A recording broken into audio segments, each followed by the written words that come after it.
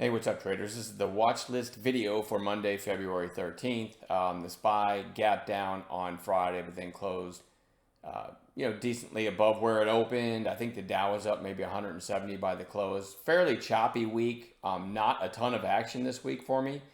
You know what? Let me put up my thing.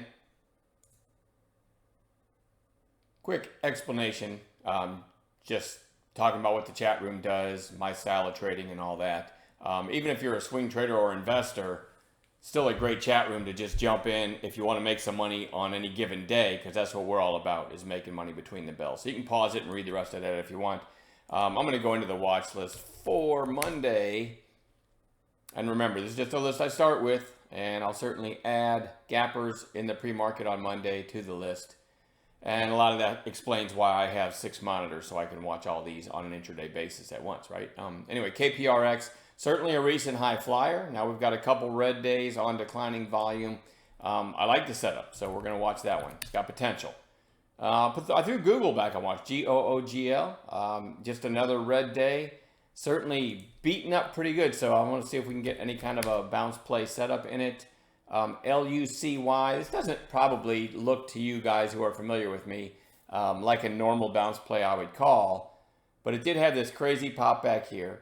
Gave a lot of it back, but then found its way back up again on an intraday basis. That was probably Tuesday, and now it's back down. So it is getting to that zone where I like, right, between the 8-day and the 20-day. So I am going to throw it on bounce watch. It is one of those that I think, especially if it meets my favorite parameters, which would be kind of a narrow range all day, and then a break out of that range to the upside in the final hour or two of the day, I think we could get a nice little squeeze. So it didn't cost me anything to have it on a chart, so I will.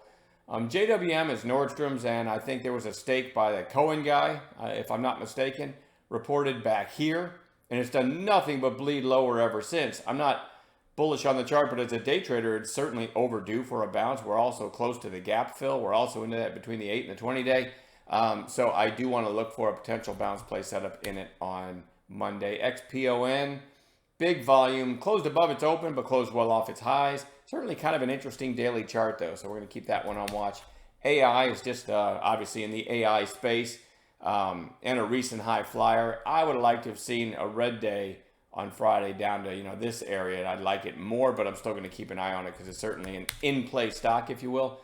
TKAT had this pop, then an inside day, and then it's really holding up pretty well, so that lands it on a chart. CETX, very, very thin stock. But back here, it popped to 1239, and that was a little over a week ago. And then I think after hours that same day, it went to like 18. So this thing can really move. It had a nice pop on Friday. Remember, it's thin. Watch the spreads. Take advantage of the spreads the way we teach. And if it gives a setup, I'll certainly trade that one. NAOV, I believe, is like 2 days after a recent reverse split. It's not easy to say. And a great call by Kevin P in chat, probably right about there, I think, on Friday. I love them when they work right away. And if you look at the daily, because of the recent reverse split, volume adjusted and all that, it did have big volume for the stock on Friday. Closing well off its highs, though, but it's another thin one, so we're going to watch it.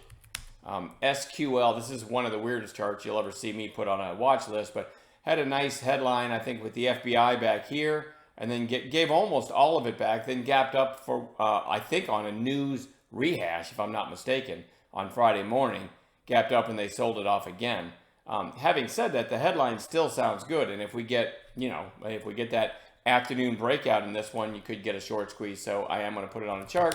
And then GNS has been a really strong stock, was pulling back to the buy zone back here, and then had a nice day on Friday. I think somebody in chat called this over 6 on a late day play. Mentioned it somewhere in here, and then right at, whatever time it was, it went right through 6 and went pretty quickly to 636. So this was one of them mentioned when I come on at 2 o'clock every day and say, hey, what are you guys watching for the afternoon? A couple of you mentioned GNS through 6, and certainly worked if you got it. I did not get it. I was chasing butterflies or something, but I didn't see it happen. But anyway, that's the watch list. As I told you earlier, I will add gappers to this list as well. And let's have a great trading week next week. I'll see you guys on Monday.